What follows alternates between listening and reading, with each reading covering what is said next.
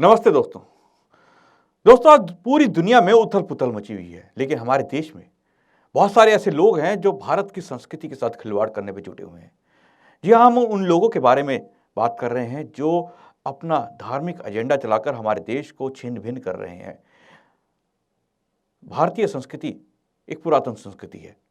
इस संस्कृति को कमज़ोर करने में जुटे हैं आज ईसाई समुदाय के बहुत सारे ऐसे पास्टर और हिंदू यानी छद्म नामों से अपने आप को इस भीड़ के अंदर छुपा लेने वाले ऐसे लोग जो कहने को, बात करने को, नाम सुनने को हिंदू दिखते हैं या सिख दिखते हैं, लेकिन वास्तव में वो हैं ईसाई। और वो अपना एक कूट षड्यंत्र चला रहे हैं हमारे समाज को बर्बाद करने में, धर्मांतरण के नाम पर। भोले भाले लोगों को चंगाई सभा के नाम पर भड़काया जाता है, उनको बताया जाता है दूसरे धर्म की बुराइयों के बारे में। उनको दावे किए जाते हैं कि अगर वो ईसाई धर्म के साथ जुड़ते हैं तो उनकी सभी चीज़ों को, यानी उनकी आर्थिक, उनकी शारीरिक सभी परेशानियों को दूर कर दिया जाएगा, बीमारियों को ठीक कर दिया जाएगा। चंगाई सभा में कहते हैं कि उनका दावा रहता है कि आपको हम चंगा करके भेजेंगे, यानी ठीक करके भेजेंगे। चंगा एक पंजाबी शब्द है, लेकिन इसी को वो एक चमत्कार के रूप में पेश करते हैं इस चंगाई सभा को। और भोले भाली जनता इस उनके षड्यंत्र में फंसती है और धीरे धीरे ईसाई धर्म में चली जाती है और उसके बाद हिंदू धर्म का होता है शुरू विरोध। जी हाँ, ऐसा ही एक मामला झारखंड में भी बीते दिनों सामने आया, जब एक पास्टर जो कि ईसाई है वास्तव में, लेकिन उसका नाम है रवि सिंह। उसके पहरावे से वो पहले सिख था, उसके बाद वो कन्वर्ट होकर यानी धर्मांतरण करके ईसाई बना। रवि सिंह नामक व्यक्ति आज पूरे ज़ोरों शोरों के साथ पूरे के पूरे झारखंड, पश्चिम बंगाल और पंजाब में धर्मांतरण करने में जुटा हुआ है।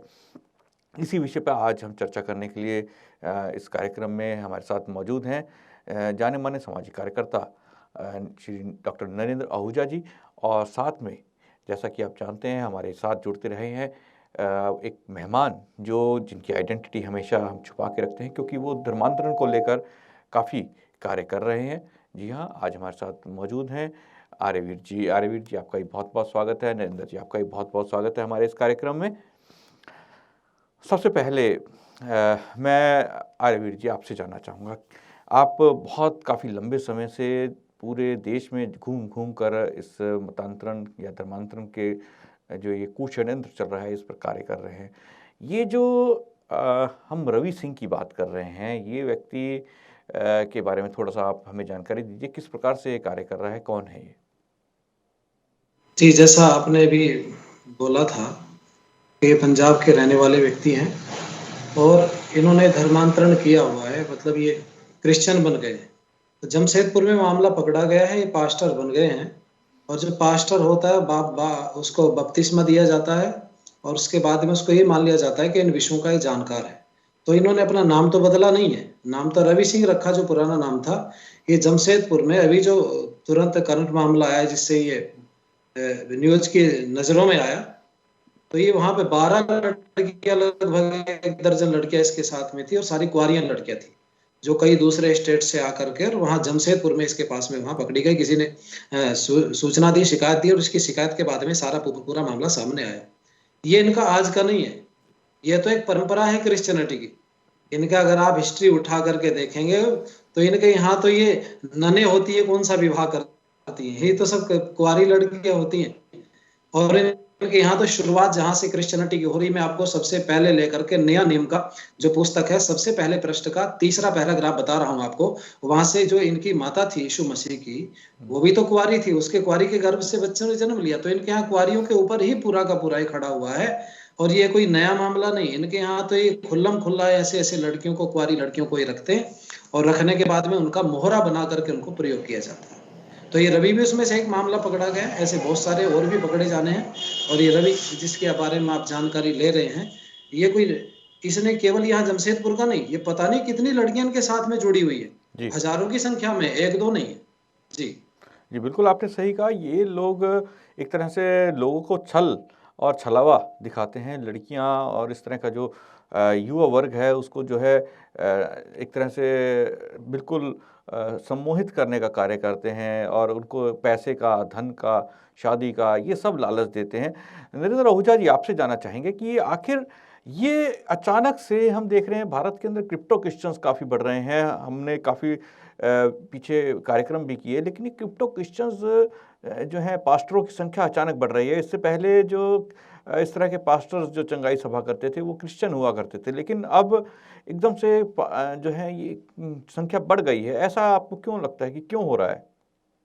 देखिए, बड़े स्पष्ट रूप से स्वामी श्रद्धानंद जी महाराज ने जब धर्मांतरण के विरुद्ध शुद्धिकरण का आंदोलन चलाया तो उन्होंने एक बात बड़े मन से कही थी, और हम सभी को उस बात को याद रखना चाहिए कि अगर हम अपने छोटे भाइयों को गले से नहीं लगाएंगे तो निश्चित रूप से वो गैरों के घर जाएंगे। यदि हमारे ही समाज के कुछ सदस्य धर्मांतरित होकर के अन्य धर्मों में, मैं इन्हें धर्म नहीं कहना चाहता, ये अन्य मतों में, ईसा या मूसा के मतों में जाते हैं तो कहीं ना कहीं दोष हमारा भी है, प्रथम। द्वितीय, आपने एक नया शब्द प्रयोग किया है, क्रिप्टो क्रिश्चियंस। बिल्कुल सही है, क्योंकि अब ये लोग धर्मांतरण के मामले में बहुत चालाक हो गए हैं और कोई भी कानून बनने से पूर्व उसका काट निकाल लेना चाहते हैं। अब यह समाज में धर्मांतरण करते समय हमारा ना तो नाम परिवर्तित करते हैं, ना हमारी वेशभूषा परिवर्तित करते हैं। वेशभूषा परिवर्तित करने की तो अब आवश्यकता ही नहीं रही, क्योंकि आजादी के बाद से ना जाने क्यों हमने स्वयं अपने भारतीय परिधानों को छोड़ करके इस पाश्चात्य संस्कृति के परिधानों को अपना लिया है। और ना ही ये हमें किसी भी प्रकार से परिवार में रहने या मंदिरों में जाने का कोई निषेध करते हैं। ये तो केवल ये चाहते हैं कि हम रविवार की सभाओं में जाएं और चंगाई सभाओं में जाएं। और जहां तक बात है चंगाई सभा की, इस सभा के अंदर चंगा कर देना, जो पंजाबी शब्द कहा, अलग अलग बीमारियों से वह यीशु महाराज ठीक कर देंगे। किसी भी दवाई की आवश्यकता नहीं पड़ेगी, किसी भी इलाज की आवश्यकता नहीं पड़ेगी। तो हमारे देश में एक कानून है, drugs and magic remedies act है, ऑब्जेक्शनेबल एडवर्टाइजमेंट एक्ट, जिसके तहत ऐसी किसी भी बीमारी से बिना किसी दवा या किसी दवा से जिसका कोई उपचार संभव ना हो, क्लेम करना एक क्राइम है और उसके लिए उन्हें सजा हो सकती है। लेकिन ये ईसाई लोग इस बात से कदापि नहीं डरते हैं, और मैं 3 भागों में इनके इस प्रचार को विभक्त करता हूं। पहली स्टेज होती है संस्कृतिकरण, इनकल्ट्रेशन, जिसमें छोटा सा पौधारोपण करते हैं, जिसमें चंगाई सभाएं या रविवार की सभाएं काम करती हैं। दूसरा है, फिर वह एक्सपेंशन करते हैं, सामान्य वृक्ष बनता है, वह पौधा बढ़ता हुआ, फिर वह प्रभुत्व वहां पर जमा लेते हैं, जैसा कि कर्नाटका में हम देख रहे हैं, झारखंड में देख रहे हैं, छत्तीसगढ़ में देख रहे हैं, तमिलनाडु में देख रहे हैं, केरला में देख रहे हैं, या हम पंजाब में देख रहे हैं। अब ये बड़े बड़े वट वृक्ष बन चुके हैं। बहुत बड़े बड़े राजनेता भी, जो आज स्वरूप में हमें सिख या हिंदू दिखाई देते हैं, लेकिन वास्तव में वह ईसाई में परिवर्तित हो चुके हैं, और हम उन्हें अक्सर चंगाई सभाओं में या रविवार की उन सभाओं में जाते देखते हैं, या चंगाई सभाओं के लिए यदि किसी स्थान को उपलब्ध करवाना होता है तो ऐसे राजनेता अक्सर स्थान को भी उपलब्ध करवाते हुए दिखाई देते हैं। हमने एक रविवार आपने ये जो बात कही कि चंगाई सभाओं में आजकल बड़े बड़े राजनेता भी जाते हैं, बहुत सारे ऐसे लोग जाते हैं जिनको देखने पे लगता है कि या तो वो सिख हैं या हिंदू है, और राजनेता होता है वो व्यक्ति और पता चलता है बाद में कि वो क्रिप्टो क्रिश्चियन है। आर्यवीर जी, आपसे जानना चाहेंगे, ये जो चंगाई सभा, आपने बहुत सारी चंगाई सभाओं में आपने देखा है, वहाँ पर गए हैं, उनका भांडाफोड़ भी किया है, आखिर ये काम किस प्रकार से करते हैं? ये किस प्रकार से भोले भाले लोगों को मूर्ख बनाते हैं, और ये हर क्षेत्र में वहाँ के जो लोकल लोग हैं वो उन्हें मिल कैसे जाते हैं? जो चंगे, कोई लोग कहते हैं कि ये एक तरह से नाटक करते हैं, तो नाटक करने वाले लोग मिल कहाँ से जाते हैं? और ये किस तरह से करते हैं? पूरा इसका किस तरह तरीका क्या होता है? जी, जी, बहुत बढ़िया प्रश्न किया आपने और मैं आपको समझाना चाहता हूँ कि भारत पुरुष प्रधान देश है। एक तो ये आप ये समझिए, हुँ। पुरुष प्रधान देश के अंदर पुरुष को मनाना बहुत ज़रूरी होता है और पुरुषों की लगभग, मैं सभी की बात नहीं करता, लेकिन अधिकतर लोगों की, पुरुषों की कमज़ोरी होती है स्त्री, आप जानते हैं। और इन लोगों ने क्या काम किया, बाकायदा पूरी इस नस को पकड़ करके हमारी स्त्रियों को आगे रखा जाता है और उन्हीं स्त्रियों के द्वारा, चाहे वो ननों के रूप में आती हों, चाहे प्रार्थना कराने के रूप में आती हों, स्त्रियों को, जो सुंदर-सुंदर युवतियाँ हैं, उनको आगे रखा जाता है और वो लोगों को बुलाती हैं। तो जब वो बुलाती है तो पहली बात तो ये है कि पुरुष स्त्री का सीधा-सीधा विरोध करने से बचता है, डरता है। तो एक तो सबसे बढ़िया तरीका इनका ये है कि लोगों को आकर्षित करने का, इन्होंने स्त्रियों को आगे रखा और उसमें भी कुंवारी लड़कियों को आगे रखा। दूसरी बात, गाँव में सबसे ज़्यादा निर्धन व्यक्ति या बीमार व्यक्ति को पकड़ते हैं, एक व्यक्ति को, कहीं भी किसी एक को पकड़ा इन्होंने, उसकी सहायता की। वो हॉस्पिटल में भी आते जाते मिल सकता है, वो कहीं भी इनको कोई व्यक्ति ऐसा गरीब एक मिल जाए, निर्धन व्यक्ति है जो बीमार परेशान है, वहां से इनका खेल शुरू होता है। और जब उसकी ये सहायता करते हैं तो बाकी वाले गांव के लोग उसकी तरफ ध्यान नहीं देते, क्योंकि वो पहले से प्रताड़ित है, परेशान है, उसकी कोई सहायता करने को तैयार नहीं। तो उसकी कोई सहायता करता, फिर वो अपने मिलने वाले लोगों को उसके साथ जोड़ता है। यहाँ से शुरुआत होती है। वो जितने लोगों को जानता है अपने, उन सबको यही बात बोलता है कि हमारे यहाँ पर आप आओ, एक बार आपकी बीमारी ठीक हो जाएगी, देखो मैं भी परेशान था, मेरी समस्या ठीक होगी। तो उसको किसी भी तरह से, धन से उसका दे या दवाई से, किसी तरह से उसका सहयोग साथ दे करके वो एक व्यक्ति को बदलते हैं, फिर वो उसके साथ में वो मामला शुरू होता है। और जो दूसरे लोग हैं जो उसको देख रहे थे कि वास्तव में परेशान था, आज इसकी परेशानी दूर हो गई, तो ऐसे लोग जिनको धर्म आदि के विषय में कोई जानकारी नहीं होती, इजीली उसके साथ में जुड़ जाते हैं। यहाँ शुरुआत इनकी। लेकिन चंगाई स्वभाव में कैसे करते हैं? जी, मैं बताता हूँ। उसी व्यक्ति को पकड़ करके उसके घर में शुरुआत होती। वो खड़े होकर के प्रार्थना करते हैं, सब लोगों को बैठा लिया। प्रार्थना करने के बाद में कि हम यीशु मसीह से प्रार्थना करते हैं कि इनके बीच में जो गंदी हवाएं हैं, बुरी आत्माएं हैं, ये दूर हो जाएं और इनके जीवन में सुख आए, दुख समाप्त हो जाए, बुरी आत्माओं का असर दूर हो जाए। ये जब शुरू करते हैं, फिर उसके बाद में वहां जो लोग आते हैं, उनमें से कुछ लोगों को ये तैयार करके प्रार्थना सभा में, चंगाई सभा जिसको हम लोग बोल रहे हैं, उसमें गवाही एक शब्द है, गवाही दिलवाते हैं उसी व्यक्ति से जो इन्होंने, जिसको ठीक किया। तो वो खड़ा होकर के वहां गवाही देता है और उनकी सबकी एक ही लैंग्वेज होती, कुछ शब्द, कुछ लाइनें मिली जुली हैं, वो सब एक ही बात बोलते हैं कि मैं बहुत परेशान था और मैं ऐसे ऐसे यहाँ पर आया, मैं ठीक हो गया और मैं गवाही दूंगा। कुछ और भी महिलाएं होती हैं, कुछ और, तो उनको ये तैयार करके पहले से प्लानिंग से लाते हैं।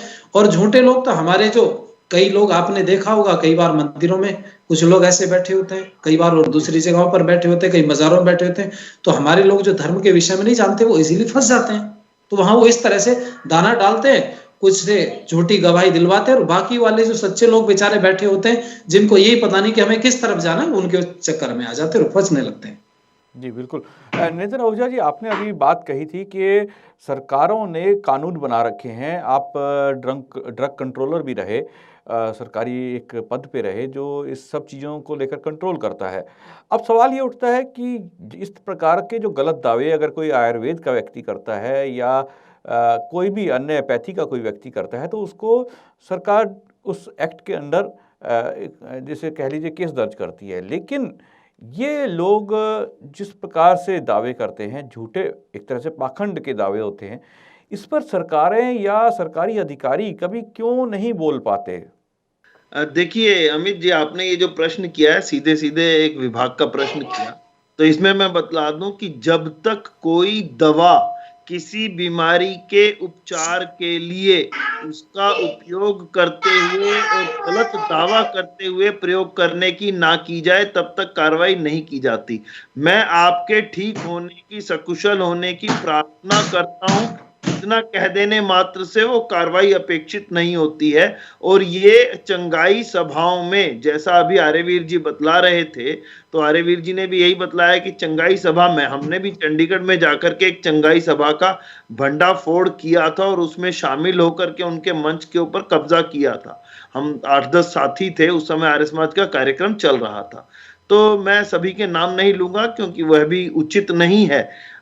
निश्चित रूप से चंगाई सभा में वह केवल पहले होदा लुलू के कुछ प्रार्थनाएं करते हैं, जैसे हम लोग भजन गाते हैं, वो भी उस प्रकार के भजन गाते हैं बड़ी मस्ती के अंदर, और एक दो लोगों को झूठी गवाही देने के लिए। यहां मैं निश्चित रूप से एक बात कहता हूं कि किसी को भी इन्होंने केवल मात्र अपनी प्रार्थना से ठीक किया हो, ऐसा एक भी व्यक्ति मुझे मेरे इस लंबे सार्वजनिक जीवन काल में नहीं मिला है। प्रथम द्वितीय, ये अपनी ओर से कोई दवाई नहीं देते, ये बहुत चालाक प्रवृत्ति के लोग हैं।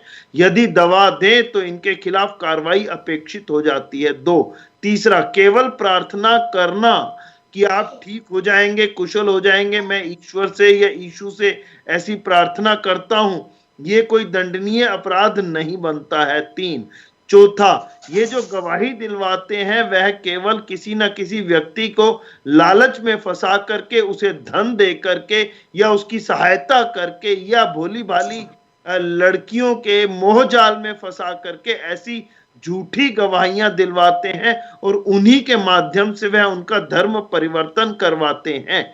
चार, पांचवा, ये धर्म परिवर्तन इन चंगाई सभाओं में चंगा करने के नाम पर करते हुए करवाते हैं। उस समय किसी का भी नाम विलियम या कोई क्रिश्चियन नाम नहीं दिया जाता है।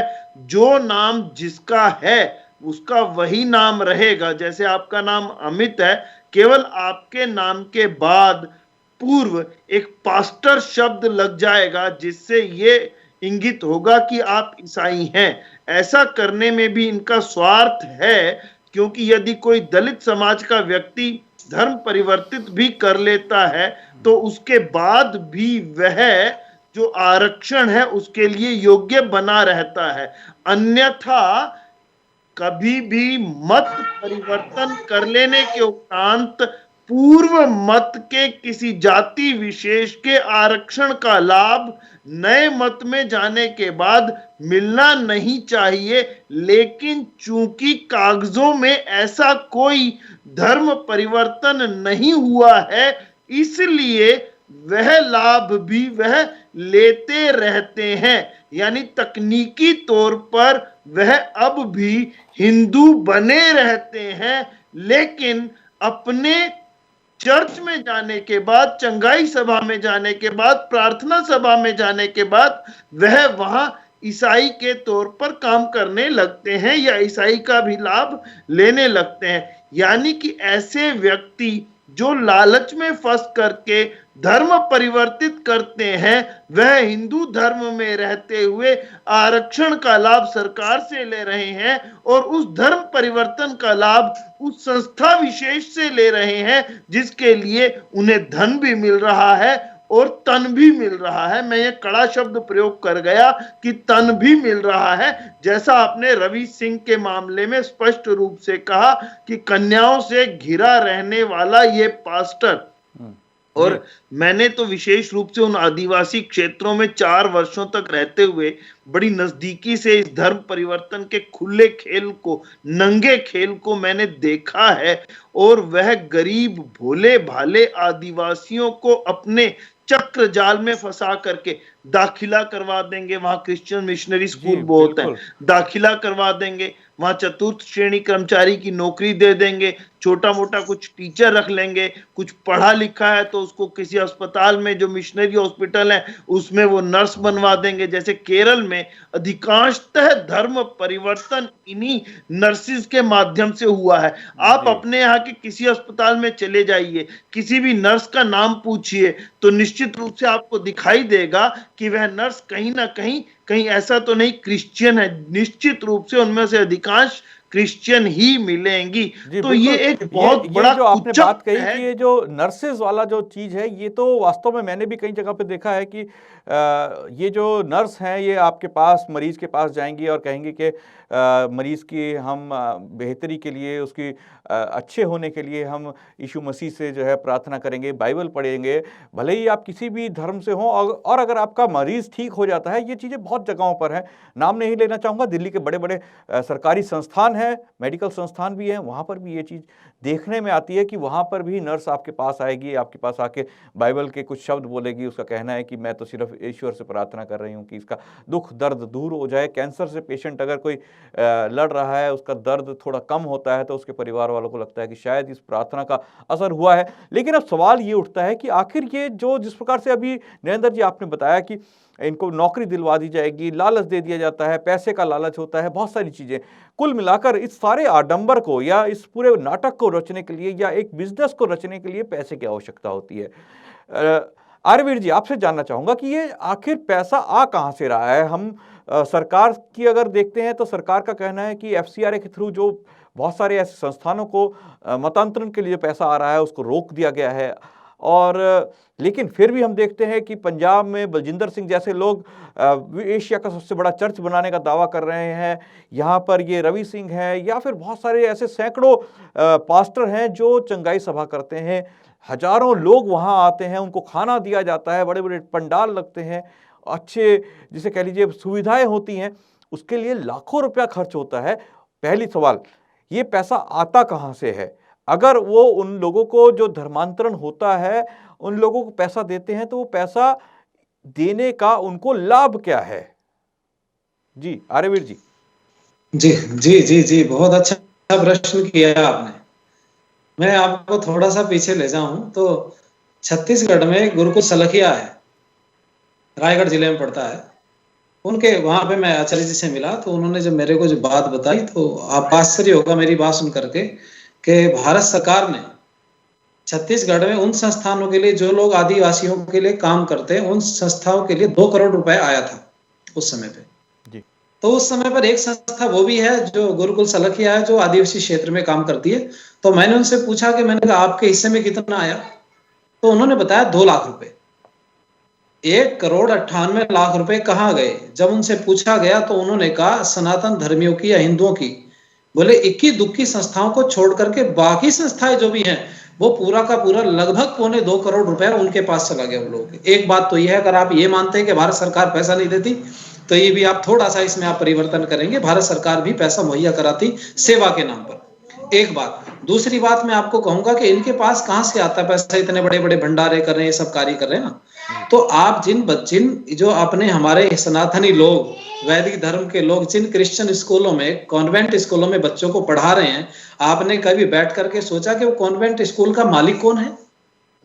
आपने कभी चिंतन किया? वो जो करोड़ों रुपए कॉन्वेंट स्कूल महीने में छोड़ रहा है, वो कहां जा रहा है? आपने इस विषय में कभी चिंतन नहीं किया?